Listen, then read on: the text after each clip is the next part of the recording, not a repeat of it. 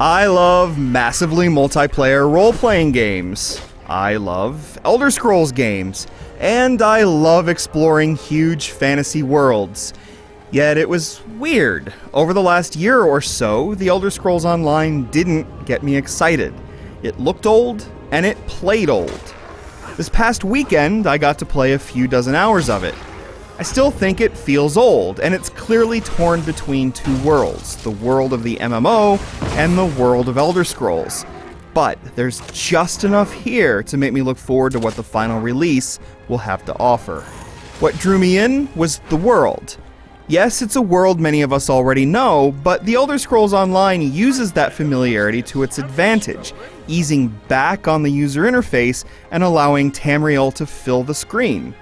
By default, you don't see names hovering over the heads of your fellow players, and the hotbar containing your attack icons disappears when you're not engaged in combat. As you stroll about the streets of Daggerfall, the compass at the top of the screen and a brief quest description are your only on-screen guides. This is where the game excels. The series' high fantasy tone is front and center. Creepy graveyards and tranquil meadows both have their unique kind of beauty. This is a place I want to be. As I played, however, it didn't take me long to see the downside of the game's focus on immersion. And it didn't help that the group of folks playing was relatively small. I was approaching the Elder Scrolls Online like Skyrim or Oblivion, as a solo adventure. I occasionally noticed other players, but there was no reason to interact with them. And so I had to ask myself, does this game need to be online at all? I'm sure of it. It's too soon to know. However, because I was a lone adventurer, it didn't take long for me to notice that next to, say, Skyrim, the Elder Scrolls Online wasn't stacking up. The usual Elder Scrolls invitation to go anywhere and do anything has been stifled a bit, instead sending you down a path more akin to other online RPGs. Nevertheless, I enjoyed my questing time. Bethesda has always done a great job of taking typical RPG duties and giving them good context so that you don't feel like you're repeating the same activities over and over again. When villagers were burnt out of their homes, I went in search of stray victims in need of assistance.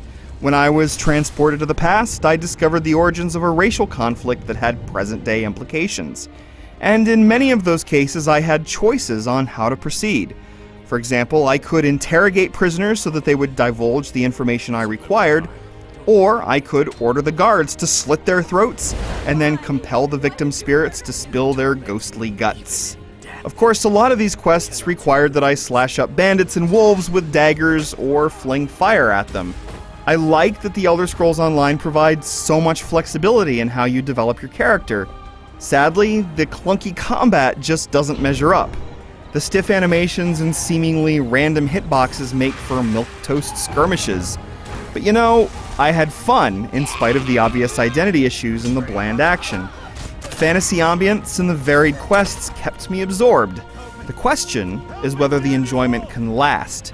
And I'm not sure that the Elder Scrolls Online can properly combine online adventuring and Elder Scrolls world building without making both aspects of the game feel incomplete. I'd feel mildly disappointed, but I leave it up to you.